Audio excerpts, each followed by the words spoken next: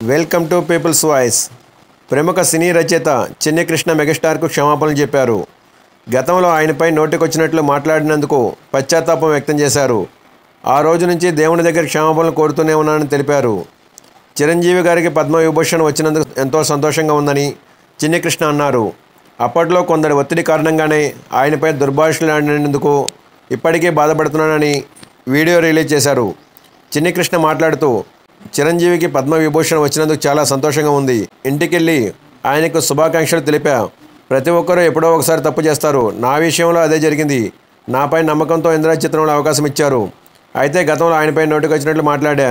ఆ తర్వాత నా కుటుంబ సభ్యుల స్నేహితులు నన్ను తప్పుపట్టారు. అప్పటి నుంచి నేను భగవంతుడికి క్షమాపణలు కోరుతూనే ఉన్నా. తాజాగా చిరంజీవిని కలిసినప్పుడు ఆప్యాయంగా పలకరించారు. నా కుటుంబ సభ్యుల గురించి అడిగి తెలుసుకున్నారు. ఇలాంటి మనిషి గురించేనా నేను తప్పగా మాట్లాడింది అని పశ్చాత్తాపంతో క్షమించమని కోరా అని వెల్లడించారు.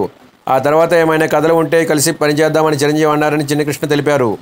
మీతో చేయబోయే సినిమా దేశమంతా గుర్తుంచుకునేలా ఉంటుందని అన్నయ్యతో చెప్పానని వెల్లడించారు.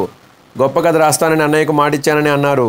మీరు భవిష్యత్తులో మరిన్ని అవార్డులు అందుకోవాలని, వచ్చే జన్మంటూ ఉంటే మీ తమ్ముడిగా పుట్టాలని కోరుకుంటున్నా అని పేర్కొన్నారు. Thanks for watching. For more interesting updates please subscribe my channel.